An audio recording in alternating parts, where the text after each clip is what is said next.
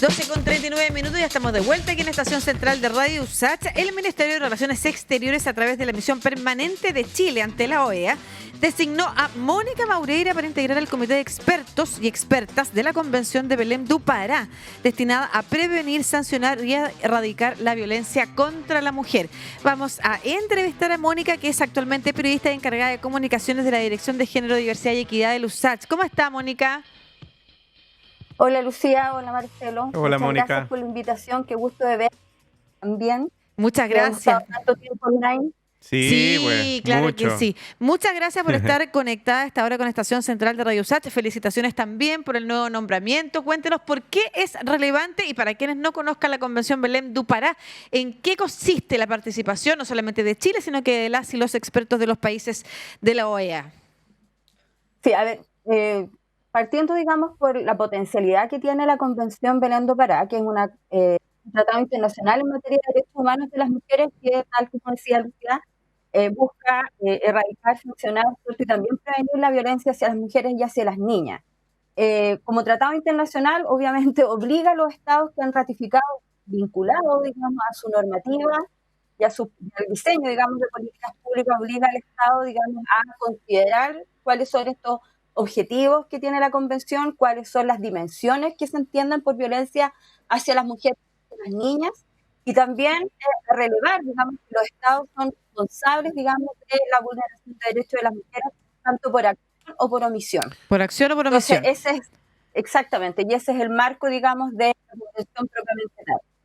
Y respecto al comité de... Mónica, disculpe, hay un problema con su micrófono, Audio. pero se escucha a ratos bien. Me da la sensación de que tiene que ver con si usted apoya las manos en el... Quizás si sostiene el micrófono cerca suyo la podemos escuchar mejor. Sí. A ver ahí. Ahí ver. sí. ¿Se escucha? Sí, parece que ahí sí. Ya, síganos contando, por Ya, favor. lo voy a tener ahí a ver si funciona bien. Súper Perfecto. bien ahí. Y respecto al mecanismo de seguimiento, que es, comillas, este comité que de alguna manera está integrado por este comité de expertos, ¿cierto?, de los países que han ratificado la convención, es una suerte como de seguimiento multilateral justamente al cumplimiento que tienen los estados, o el nivel de cumplimiento que tienen los estados de la convención.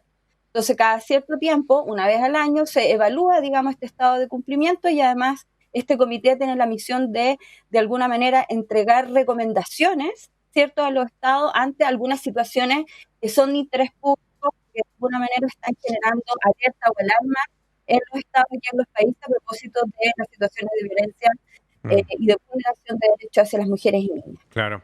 Es un problema, parece, con la señal de internet de Mónica, si quiere se mantiene ahí, porque la van a llamar por celular, pero igual vamos a seguir por televisión, así que... La cámara no la apague, no la pero apague. sí puede contestar el teléfono. La vamos a llamar en este momento para que la conversación la tengamos por esa vía, por favor. Sí, para que nos quede a todas y todos claro de qué se trata esta convención de Belém do Pará. Interesante lo que hacen, evaluación anual de cómo van avanzando estas prevenciones de la violencia, también la sanción y también la erradicación de la violencia hacia las mujeres en todas sus edades, desde niña, adolescente y también mujeres adultas. Así que estaremos dentro de los próximos minutos conversando con Mónica Maureira. Sí, la Convención Interamericana para prevenir, sancionar y erradicar la violencia contra la mujer. Y lo interesante es cómo también se aplica el juicio o la visión de las y los expertos que pertenecen a este comité, como decía Mónica, para evaluar si los países o los estados, por acción o por omisión, por ejemplo, no responden a alguna de estas normativas. Mónica, seguimos ahí en contacto con usted. No sé si nos puede dar algunos ejemplos de lo que estaba mencionando, pero Marcelo, por favor, tú querías hacer una pregunta. No, dale. Sí, es que usted estaba señalando esto de que ha sido bien importante lo que ha hecho la convención, ¿no es cierto?, con los países que integran la OEA, que han ratificado esta convención y estos compromisos. Si usted pudiera dar algunos ejemplos en donde se ha aplicado este criterio, por ejemplo, donde se ha aplicado este criterio para evaluar el comportamiento o dar algunas sugerencias a algunos países. A ver, espero que ahora se escuche Sí, mejor. ahora sí. Ustedes me van indicando. Ya, qué bien.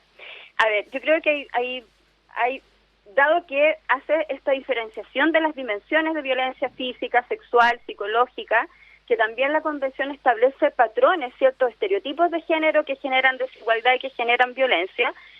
han habido algunas fallos o sentencias, digamos, a nivel del sistema interamericano de derechos humanos, por ejemplo, el caso Campo Algodonero, ¿cierto?, que de alguna manera juzga al Estado de México por los femicidios cometidos, ¿cierto?, en Ciudad Juárez particularmente. Ahí se invoca de alguna manera la Convención Belén do Pará, no solamente para describir cuál es el tipo de violencia, ¿cierto?, que afecta a las mujeres a tal nivel, ¿cierto?, a tal nivel de violencia extrema como es los femicidios, sino que también alude a las responsabilidades que tienen los agentes del Estado a propósito de no investigar con la debida diligencia, ¿cierto?, investigar con prejuicio, con estereotipos de género que de alguna manera demoran, ¿cierto?, los procesos de investigación y finalmente se le niega justicia a las víctimas y a sus familiares, amistades, etcétera. Y para el caso más reciente de Chile, bueno, tenemos también esta incorporación del enfoque de género, por ejemplo, en los argumentos que se dieron a propósito de el proceso judicial en contra de Martín Pradena, a propósito del suicidio femicida de Antonia Barra, y también en lo último, digamos que hubo un fallo, ¿cierto?, de la Corte Suprema a propósito de otorgar una libertad provisional, ¿cierto?, a una mujer que estaba privada de libertad, que estaba embarazada, digamos, con el fin de que, comillas, su condena de alguna manera la cumpliese en su domicilio y pudiese de alguna manera tener las condiciones de salud, ¿cierto?, condiciones de salud física y mental para poder tener a su hijo o a su hija, digamos, fuera del recinto penitenciario. Muchos de esos enfoques tienen que ver justamente con esta convención que de alguna manera desprivatiza, ¿cierto?, la violencia hacia las mujeres y las niñas y lo transforma en un problema que es público, ¿cierto?, y que como público es político y también va de la mano de los procesos de transformación cultural que está Chile y todo el mundo, por cierto. Mónica, usted al principio decía que era una evaluación de cumplimiento de este acuerdo que existe para toda América completa. ¿Cómo está Chile? ¿Ha ido avanzando? ¿Cuál es la evaluación? ¿Es una evaluación anual? ¿Hay metas que se han cumplido y otras que no? Hay indicadores, por cierto, que se dan, digamos, justamente para poder hacer esta evaluación de los estados. Ahora, como experta dentro de este comité, no me corresponde evaluar al Estado de Chile, porque lo que hay que asegurar justamente es la autonomía de la evaluación de quienes de alguna manera van a visualizar el estado de arte de los estados. Ahora, en el caso de Chile, en el tercer informe hemisférico sobre el nivel de cumplimiento de Belén do Pará, Chile, digamos, estaba avanzando, pero una de las alertas, digamos, o de lo que se visualizaba como una situación preocupante, justamente lo que tenía que ver con el acceso a la justicia de las mujeres y las niñas que son afectadas, ¿cierto?, por violencia hacia ellas, digamos, o violencia de género hacia ellas. Ahí se veía, digamos, que nuevamente se replicaban una y otra vez estos prejuicios y estereotipos, no solamente del Poder Judicial, sino que de los órganos también auxiliares como las policías, por ejemplo, a la hora de presentar denuncias. Y bueno, y lo demás eran las recomendaciones que yo les comentaba, que son recomendaciones técnicas o asesorías técnicas a los estados. Eso es importante, cuando los estados también piden, como usted señala, asesorías para efectivamente impulsar políticas públicas. Aquí en Chile la Convención Belén do Pará ha sido también invocada a la hora de generar nuevos acercamientos de parte de las instituciones, de las autoridades. Usted habla del caso, por ejemplo, de la sentencia, no la sentencia, sino que, no sé, como el veredicto, gracias Marco, contra Martín Pradena, ¿no es cierto?, en la que se mencionaba efectivamente a la convención y al mismo tiempo en las discusiones que tenemos como país y de cambios institucionales cuando estamos hablando, por ejemplo, de avanzar a una democracia paritaria o a un sistema nacional de cuidados o el derecho al cuidado, también en la discusión pública se ha ido poniendo sobre la mesa la convención. Belén do Pará, usted, ya que tenemos otra convención, hago así la precisión.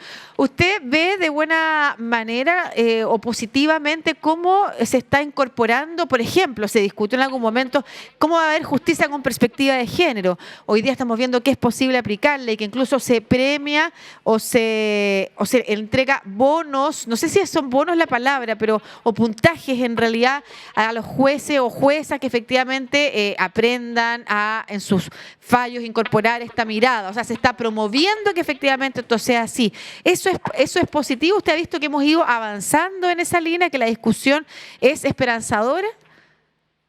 Es esperanzadora, y además respecto no solamente de las modificaciones o de los cambios que se están haciendo a nivel del Poder Judicial, pero por ejemplo lo que usted nombraba respecto del Sistema Nacional de Cuidado, la incorporación de una paridad de género que además también se problematiza respecto de una paridad de género extendida, ¿cierto?, a las distintas instituciones, digamos, que conforman la institucionalidad pública.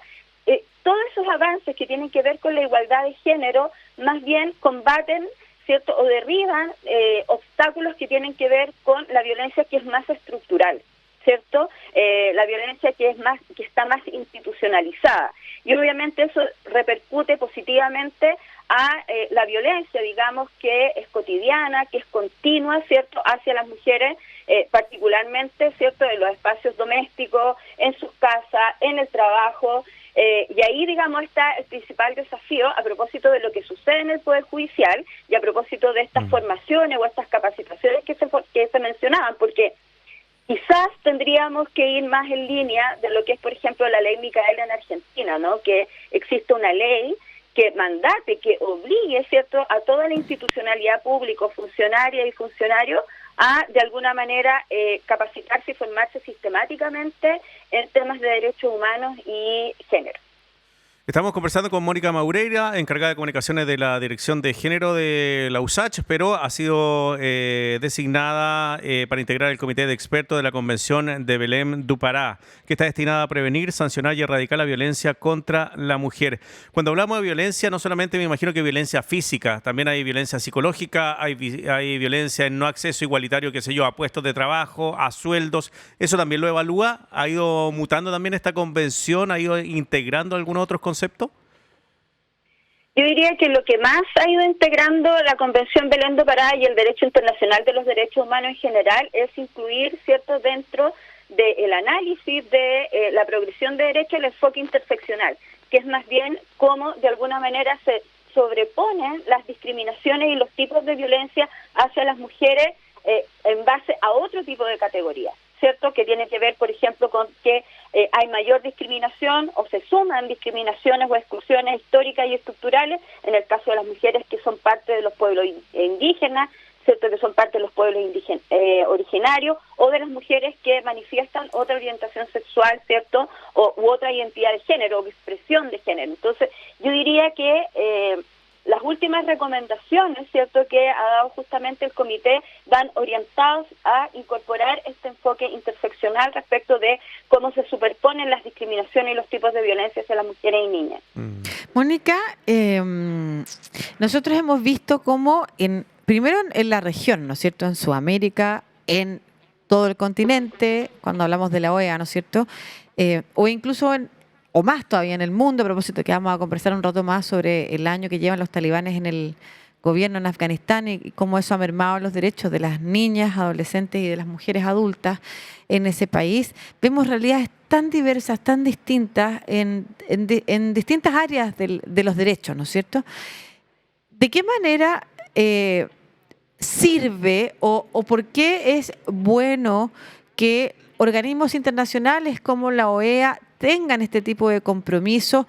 ¿Cómo esto puede, de alguna manera, asegurar también el cumplimiento de esas como orientaciones o sentencias? Es muy probable que prácticamente ningún organismo internacional de estas características, ¿cierto?, ni la OEA ni la ONU puede obligar a los países a hacer algo, sí los puede ir sancionando cuando no se respetan algunas cosas, pero primero hace advertencia. Chile durante muchos años, por ejemplo, se hicieron advertencias respecto a los derechos sexuales y reproductivos de la mujer sobre al menos tener las causales mínimas para interrumpir un embarazo, y Chile no hizo caso durante muchos años. Pero ¿de qué manera igual contribuye que los organismos internacionales y los países que se comprometen escuchen estas recomendaciones? Y se lo pregunto en el contexto de que en muchas otras materias también hay gente que dice, el organismo internacional no sirve para nada. En ese contexto se lo pregunto, Mónica. Sí, hay una suerte de sensación como de frustración colectiva respecto de lo que hacen estos organismos. La verdad es que Primero, dejar súper claro que este es un tratado internacional en materia de derechos humanos de las mujeres que obliga a los estados. Cuando se inician procesos de denuncia a través de los mecanismos de protección, ¿cierto? Como por ejemplo la Comisión Interamericana de Derechos Humanos o en un paso mayor la Corte Interamericana de Derechos Humanos, de alguna manera las sanciones, a propósito de estas denuncias, las sanciones son recomendaciones más bien en la línea ética, ¿cierto? No penal, hacia los estados. Y los estados deberían propender justamente a cambiar su legislación o modificar sus políticas públicas a propósito de la denuncia que se hace. Ahora, ¿qué es lo que de alguna manera son los resultados? Yo diría que a largo plazo los resultados se ven. Sin entrar en específico a la Convención Belém do Pará, por ejemplo, en el caso de la sentencia contra el Estado de Chile a propósito de la discriminación que vivió la jueza Atala, ¿cierto? Y donde se responsabiliza al Estado, eso fue un paso no solamente en términos de cómo se reparaba, ¿cierto? O se restituían derechos a la jueza Atala y su familia, ¿cierto? A propósito de la discriminación por orientación sexual que vivió en el Poder Judicial, sino que también se avanzó, por ejemplo, en el tema de la formación o la capacitación a los integrantes y las integrantes del Poder Judicial, por ejemplo. Pero también se definió esta idea de que las personas no podían dividirse, no podían escindirse a propósito de manifestar su orientación sexual, no podían ocultarles parte de su identidad, de su libertad de expresión, ¿cierto?, del ejercicio de sus derechos políticos y civiles. Y eso también implica un cambio cultural respecto de cómo vamos reconociendo las diferencias entre las personas, cualquiera sea, y cómo de alguna manera esas diferencias no pueden ser sujetas a ningún tipo de discriminación. Y en el caso, como ya les comentaba, de Campo Algodonero, que sí es más cercano al tema de Belém do Pará y a esta convención, ¿cierto?, que ve los temas de violencia de género hacia las mujeres y niñas, bueno, ahí hay un llamado a los estados, si bien es hacia México, todos los estados debiesen sentirse conminados, ¿cierto?, a propósito de cuáles son los mínimos, pero los mínimos, ¿cierto?, que deben tener las mujeres a propósito de poder acceder a la justicia, ¿cierto?, a las víctimas, porque entendemos las familias, ¿cierto?, como víctimas a propósito de los graves hechos de violencia hacia las mujeres. Entonces, de alguna manera sí son vinculantes. Y a propósito de lo que ustedes nos indicaban, ¿cierto?, de la discusión que se está dando a propósito de la propuesta, ¿cierto?, de nueva Constitución, la nueva Constitución lo que va a hacer es que esta vinculación de los tratados internacionales en materia de derechos humanos, en este caso la de Belém do Pará y otras, justamente van a mandatar más aún al Estado, ¿cierto?, a propósito del reconocimiento de derechos fundamentales, a que se incorpore como ley. Y por eso lo vamos a tener no solamente en los alegatos, ¿cierto?, en los tribunales, sino que también en toda la institucionalidad pública. Mónica Maureira, encargada de comunicaciones de la Dirección de Género de la USACH. ¿Cuándo asume? ¿Esto es presencial? ¿Tiene que irse a algún país? ¿Lo hace desde Chile, Mónica? Hasta ahora lo hago desde Chile. Se supone que tenemos 2 reuniones al año, ¿cierto?, justamente para ver los indicadores y elaborar después lo que son los informes hacia los países. Y yo creo que en este contexto pandémico aún me da la impresión, ¿cierto?, que la agenda la vamos a desarrollar más a nivel online. Yo sigo acá en Chile y voy a seguir, por supuesto, trabajando en la Dirección de Género, Diversidad y Equidad de la USACH y aportando lo más que se pueda también desde este espacio, ¿no? Las universidades, particularmente las universidades públicas y del Estado, tienen una responsabilidad a propósito de estos temas también, tanto al interno como colaborar con los procesos de transformación afuera. Muchas gracias, Mónica Maureira, periodista encargada de comunicaciones de la Dirección de Género, Diversidad y Equidad de la USACH. Como ya nos contaba recién, va a continuar en ese cargo, mientras en paralelo ha sido llamada a integrar el Comité de Expertas y Expertos de la Convención de Belém do Pará, nominada por el Ministerio de Relaciones Exteriores a través de la misión permanente en la OEA. Muchas gracias, Mónica, que esté bien. Chao, Mónica. Muchas gracias a ustedes, que estén muy bien. Informarse es central en nuestra estación. Sigues en Estación Central. USACH 94.5, la radio de un mundo que cambia.